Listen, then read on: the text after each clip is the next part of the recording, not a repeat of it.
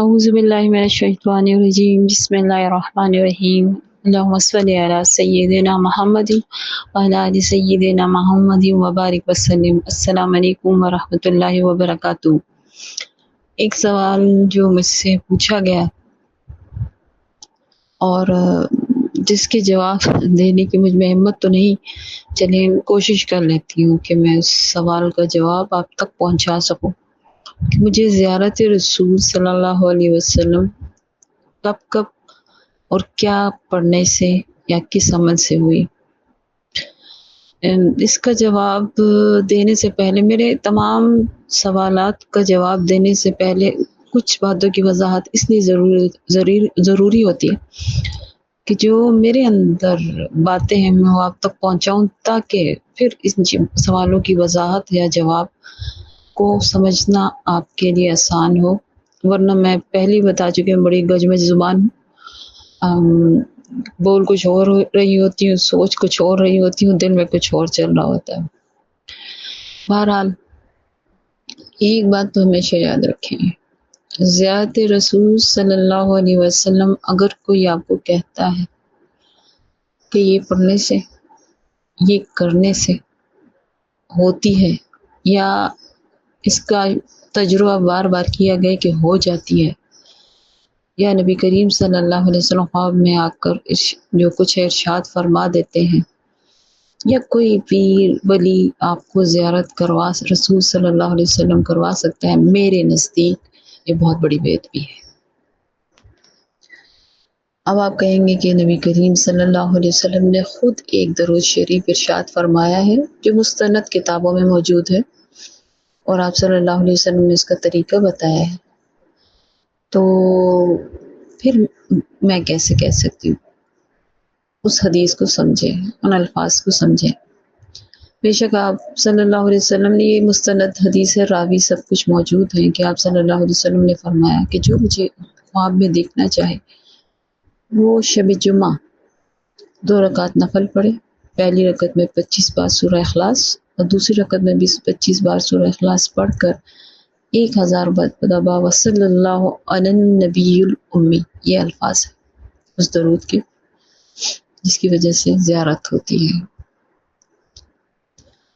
اب حدیث میں آپ نے یہ تو پڑھ لیا، یہ تو سمجھ لیا، زیارت رسول مجھے جو خواب میں دیکھنا چاہے اور وہ یہ درود پڑھے، یہ نوافل پڑھے، لیکن لفظ مجھے پہ آپ نے غور کیا؟ کبھی آپ نے اس لفظ مجھے پہ غور کیا؟ نبی کریم صلی اللہ علیہ وسلم اپنا فرمایا نا، مجھے دیکھنا چاہے۔ کون ہے نبی کریم صلی اللہ علیہ وسلم؟ اللہ کے بعد سب سے بزرگ، سب سے قابل احترام ہستی، جو قیامت تک اور قیامت کے بعد تک ہیں، تھے اور ہمیشہ رہیں گے۔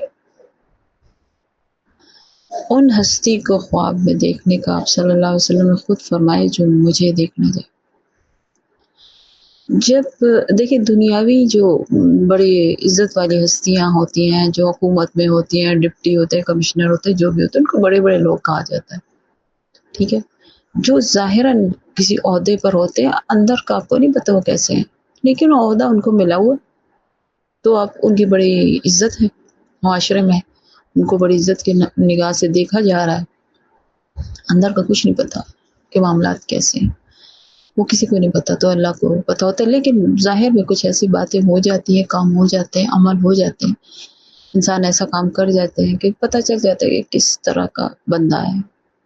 بہرحال وہ جیسا بھی ہوتا ہے، لیکن اس کے سینے پہ کوئی بیج سجا ہوتا ہے، اس نے کوئی یونیفارم پہنا ہوتا ہے، یا کسی بڑی کرسی پر بیٹھا ہوتا ہے، کسی بڑے عہدے پر بیٹھا ہوتا ہے، تو وہ جب آپ کے علاقے میں آتا ہے، یا چلے آپ کے گھر میں آتا ہے، وہ کہتا ہے میں آ رہا ہوں، یا اسے آپ بلانا چاہتے ہیں، اس پروٹوکول کے لیے آپ کیا کرتے ہیں؟ کیا آپ کا گھر یا وہ علاقہ گندا رہتا ہے؟ جن کی سالوں سے جن جگہوں کی صفائی نہیں ہوتی وہاں پہ اور صفائی ہو رہی ہوتی ہے، رستوں کو سجایا جا رہا ہوتا ہے، ٹھیک ہے، کیا آپ اس شخصیت کے سامنے جو جس کی میں بات کر رہی ہوں، ظاہری شخصیت جو ہے یہ دنیاوی کسی عہدے پہ، اس کے ساتھ آپ گندے کپڑوں کے ساتھ ملیں گے؟ اگر آپ کی عادت بھی ہے گالیاں دینے کی اور بات بات پہ غصہ کرنے کی اور تیز تند ہیں آپ، کیا آپ اپنے ان عادات کے ساتھ اس کے سامنے جائیں گے؟ ہستی بڑی ہے نا دنیاوی طور پہ، کیا آپ کہیں گے کہ میں جب اس ہستی سے، جو اتنی بڑی ہستی ہے جو میرے کہنے پر اور میری کوششوں کے بعد میرے گھر آ رہی ہے، تو میں اس کے ساتھ ایسے ملوں کہ میرا ظاہر جس طرح بھی ہو لوگوں کو، میرے گھر والوں کو بتائے، لیکن اس کے سامنے ظاہر نہیں ہو؟ کریں گے آپ؟ بھلے آپ 100 گالیاں 2 باتوں کی بات دیتے ہو، اس کے سامنے کریں گے؟ نہیں، اس پہ تو آپ اپنے آپ پر خوب قابو پائیں گے کہ میرے منہ سے غلط بات نہ نکلے، میرے لباس صاف ستھرا ہو، سب سے اعلیٰ لباس پہن کے آپ بیٹھے ہوں گے، میں خوشبو سے معطر ہوں تاکہ اس کو تکلیف نہ ہو، میری رہائش کی جگہ جہاں پہ میں اس کو لے کر آ رہا ہوں یا آ رہی ہوں، اس کے آرام میں، اس کے مطلب اس کو ان کو کمفرٹ دینے میں کسی قسم کی کمی نہ رہے تاکہ وہ ان کو تکلیف نہ ہو، کریں گے نا؟ کائنات کی اللہ کے بعد سب سے اعلیٰ ترین ہستی، سب سے اعلیٰ ترین ہستی، کیا آپ سمجھتے ہیں 2 رکعت نماز پڑھنے کے بعد اور یہ درود پڑھنے کے بعد اگر آپ کی میں ظاہری کی بھی بات کروں گی کہ آپ کی زندگی سنتوں کے مطابق نہیں ہے، آپ سنتوں کے مطابق زندگی نہیں گزارتے، آپ نبی کریم صلی اللہ علیہ وسلم کی سیرت مبارکہ کے سے لا علم ہے، انسان کا اپنا جاننا اتنا ضروری نہیں ہے کہ اس کے خاندان والوں کا، اس کے پیچھے سے اس کے والدین، اس کے کی طرف سے لوگوں نے کیسی زندگی گزاری، ان کا شجرہ کیا ہے، ان کے حالات واقعات کیسے تھے، یہ جاننا بالکل ضروری نہیں ہے، لیکن نبی کریم صلی اللہ علیہ وآلہ وسلم کی ایک ایک لمحے کا جاننا میرے نزدیک فرض ہے ہم پر، کیونکہ جو ان کو جان لیتا ہے وہ ان پہ جان دیتا ہے، ٹھیک ہے نا؟ جاننا بہت ضروری ہے۔ ہم کسی کو کہتے ہیں محبوب ہستی اور ان کے بارے میں کچھ پتہ نہ ہو، جب کوئی ہم سے پوچھے اچھا تو ان کے کیا واقعات تھے، بدر میں کیا ہوا، آپ صلی اللہ علیہ وسلم کی سنت مبارک کیا تھی، احد میں کیا ہوا، کیا کیا تکلیفیں آپ نے سہی، طالب میں جب آپ کو محصور کیا گیا اس تنگ گھاٹی میں کتنے سال تھے، وہ معاہدہ کیسے ختم ہوا، کیا ہوا اس جو تحریر کے ساتھ، آپ پہ کیا کیا مصیبتیں آئیں، آپ کے ساتھ جو افراد تھے ان کے ساتھ کیسا سوشل بائیکاٹ کیا گیا، مکہ سے مدینہ کا سفر کیسا تھا، یار غار حضرت ابوبکر صدیق نے کیا کیا قربانیاں دی، کیا کیا وفائیں نبھائیں، اماں عائشہ نے کہاں کہاں پہ، اماں خدیجہ نے کہاں کہاں پہ آپ کا ساتھ دیا، آپ کے لیے کیا قربانیاں دی، کون سے صحابی آپ کیا تھے، ان کے لیے آپ کیا تھے، اور ان کے بارے میں آپ صلی اللہ علیہ وسلم نے کیا فرمایا، کون سی صحابیات تھیں جو نبی کریم صلی اللہ علیہ وسلم کے لیے سب کچھ قربان کرنے پہ تیار تھیں۔ ایک دفعہ غزوہ میں غلط نہ ہوں شاید تبوک تھا یا غزوہ احد، دونوں میں سے غزوہ تبوک ہی تھا شاید، ان میں ایک صحابیہ تشریف لے کے آئیں، ان کی گود میں 1 سال سے چھوٹا بچہ یا 1 سال کا بچہ تھا، وہ آئیں، چونکہ مال تو اتنا نہیں تھا نا، اتنا مال تو نہیں تھا، تو جنگ جب اعلان ہوتا تھا کہ نبی کریم صلی اللہ علیہ وسلم نے خود ان جنگوں میں شرکت کی، ان کو غزوات کہتے ہیں، کسی غزوے کا اعلان ہوتا تھا تو ساتھ میں مالی امداد کا بھی کہا جاتا تھا کہ جس کے پاس جتنی توفیق ہے آ جائے لے آئے، چاہے وہ ایک کھجور ہی کیوں نہ، سب اپنی استطاعت کے مطابق جس کے پاس جتنا ہوتا تھا وہ قربان کر دیتے آپ صلی اللہ علیہ وسلم پر، ابو بکر صدیق جیسے عاشقان اپنا سب کچھ لے آتے تھے، حضرت عمر فاروق رضی اللہ تعالیٰ عنہ جیسے عاشقان اپنا سب آدھا مال لے کے آتے تھے. ٹھیک ہے، قبولیت تو اللہ کی طرف سے نبی کریم صلی اللہ علیہ وسلم کی ہے. اچھا، تو ایک صحابی آئی، ان کے شوہر اور ان کے گھر والے جتنے بھی تھے وہ اس سے پہلے غزوے میں، جو اس غزوے کا اعلان ہوا تھا، شہید ہو چکے تھے. ان کی گود میں ایک چھوٹا سا بچہ تھا. ٹھیک ہے، وہ آئی اور آپ صلی اللہ علیہ وسلم کو فرمایا کہ میرے پاس تو کچھ نہیں ہے. میرے شوہر کی شہادت کے بعد حالات جیسے بھی ایک عورت کیسے گزارا کرتی ہے بچوں کے سمیت. ہاں یا رسول اللہ صلی اللہ علیہ وسلم، یہ میرا بچہ ہے، 1 سال کا ہے، آپ اس کو اس جنگ میں لے جائیں اور اب ڈھال کے طور پہ اس کو استعمال کریں، اس کو سامنے کریں جب کوئی تیر آپ تک نہ پہنچے. کوئی کر سکتا، آپ اور میں کر سکتے ہیں. جب تک ہمیں ان کی زندگیوں کا نہیں پتا ہوگا، ہم کیسے اپنی نبی صلی اللہ علیہ وسلم سے محبت کا دعویٰ کریں گے اور ان کے اوپر جان قربان کرنے کے دعوے کریں گے. اتنا وقت تو ہمارے پاس ہے نہیں کہ ہم آپ صلی اللہ علیہ وسلم کو جانیں، ان کی زندگی مبارک کو جانیں. صحابیہ کوئی کیا ماں نہیں تھی؟ ماں تھی. 1 سال کا بچہ ڈھال کے طور پر تیروں اور نیزوں کے سامنے پیش کرنا، یہ ہوتے ہیں سچے عاشق رسول، یہ ہوتے ہیں سچے دیدار کے طلبگار، یہ ہیں اصل شفاعت کے امیدوار اور حقدار. ہم اور آپ رسول پاک صلی اللہ علیہ وسلم نے جو فرمایا مجھے دیکھنا چاہیے. ہم ان کو جانتے بھی نہیں.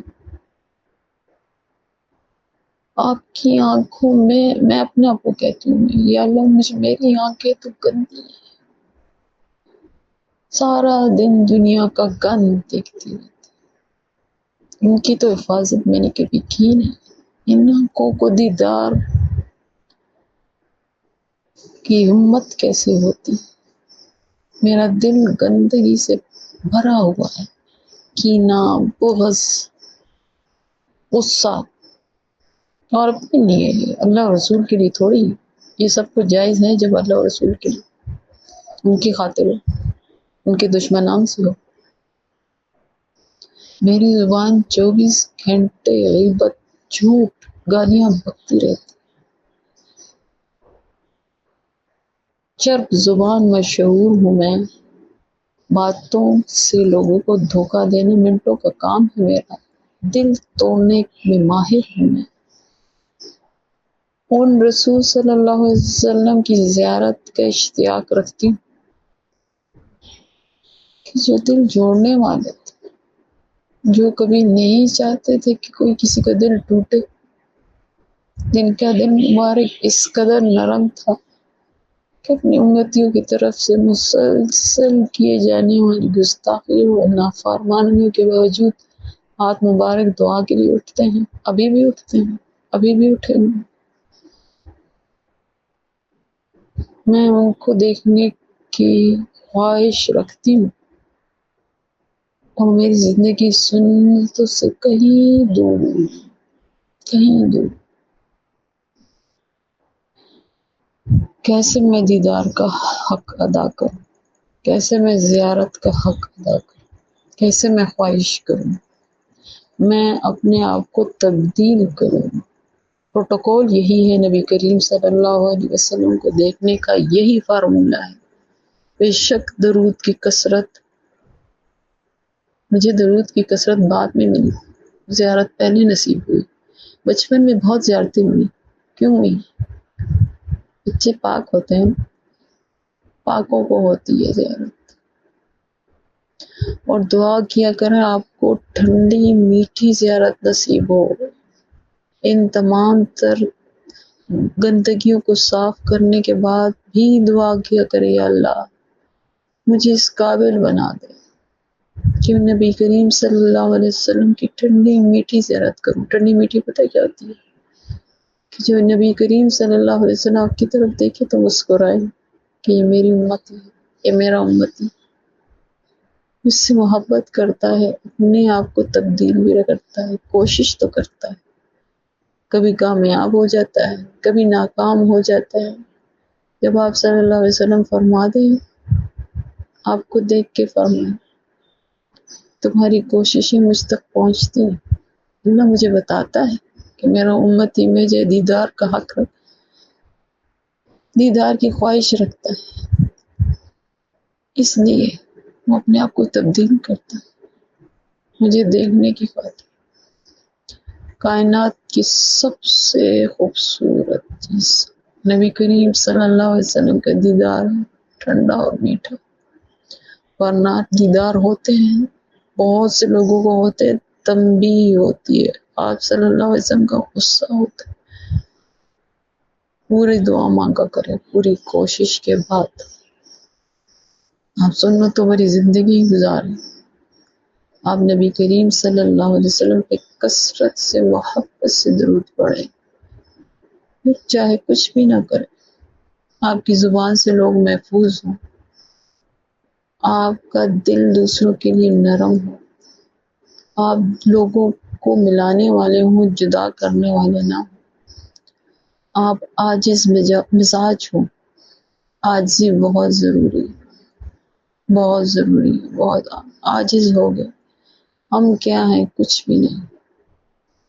اللہ چاہے تو دیدار عطا کر دے ہماری کوششوں کو دیکھتے ہوئے، نہ چاہے تو ہم سوال کرنے والے نہیں. کوشش کیا کریں، یہی فارمولہ ہے. اور یہی فارمولہ مجھے ملا بہت پہلے، کئی سال ہو گئے، اب بھی ہیں. درود پاک کا چینل چلاتی ہیں، ایک کارواں ہے ان کا. انہوں نے مجھے ایک میسج کیا کمنٹ سیکشن میں، کیونکہ میں کرتی تھی درود کی تعداد اور یہ وغیرہ لکھتی رہتی تھی. انہوں نے کہا کہ آپ مجھ سے رابطہ کریں. دین ان باکس میں نے کہا مجھے تو ان باکس کرنا نہیں آتا کوئی. تو انہوں نے مجھے ایک میسج کیا. میں نے رات کو خواب دیکھا. اس وقت میں اس نام سے نہیں تھی یوٹیوب پر، میں نے اپنے نام کو کچھ مخفف رکھا ہوا تھا میں نے، کہ کچھ الفاظ ہیں، آپ کا نام ہے اور اس کے نیچے کچھ الفاظ ہیں جسے میں نہیں پڑھ پا رہی، لیکن اس کے بعد ایک جملہ لکھا ہوا ہے کہ دیدار کیسے کیا جاتا ہے اس سے پوچھو. میں اس قابل نہیں تھی، نہ ہوں، نہ کبھی ہوں گی. بس مجھے یہ فارمولہ مل گیا.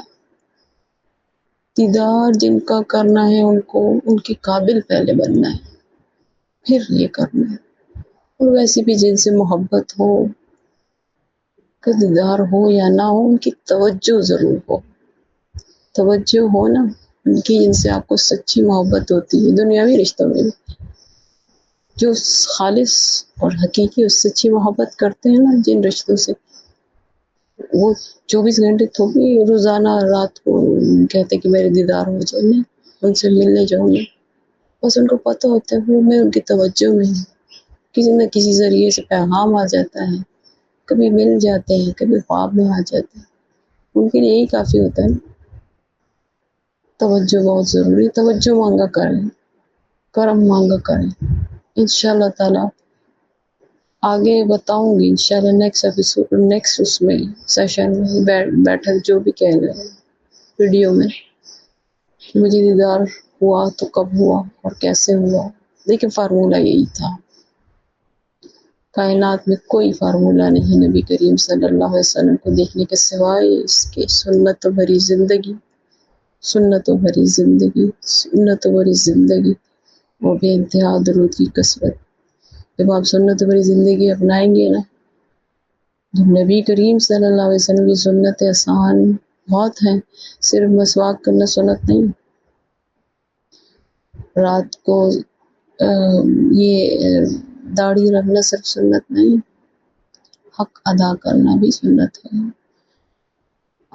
نرمی سے بولنا بھی سنت ہے، غصے پہ قابو پانا بھی سنت ہے.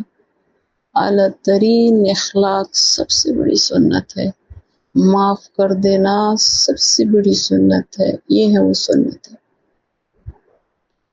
ناجائز کو دیکھ کے زبان تو کم از کم ہلائیں، اگر ہاتھ ہلانے کی، ہاتھ استعمال کرنے کی آپ کو توفیق نہیں ہے۔ محبت سب سے بڑی سنت ہے، ہمدردی سب سے بڑی سنت ہے، یہ ہے سنت ہے۔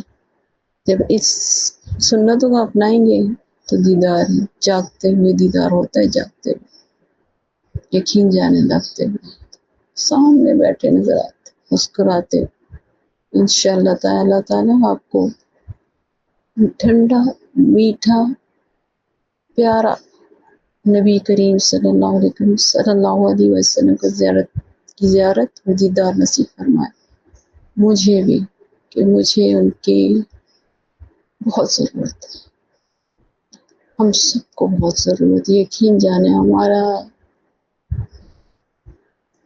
ہمارے پاس سوائے اللہ اور نبی کریم صلی اللہ علیہ وسلم کی شفاعت کی کچھ نہیں ہے، امن نہیں ہے۔ اللہ کرے آپ ایسے ہوں جیسے ایک ٹانگ پہ کھڑے ہو کر آپ زندگی گزارے اللہ کے رسول کی فرمان برداری میں، تب بھی آپ کا عمل آپ کو نہیں بچائے گا۔ جنہوں نے بچانا ہے نا، ان کی طرف متوجہ ہوں، ان کی زندگی آپ نے۔ اللہ کریم آپ کو اور مجھے بار بار نبی کریم صلی اللہ علیہ وسلم کی ٹھنڈی اور میٹھی زیارت نصیب فرمائے۔ انشاءاللہ تعالیٰ اگلی ایپیسوڈ میں بتاؤں گی کہ زیارت مجھے کب ہوئی اور کیسے ہوئی اور کب کرم ہوا، انشاءاللہ تعالیٰ۔ السلام علیکم ورحمۃ اللہ۔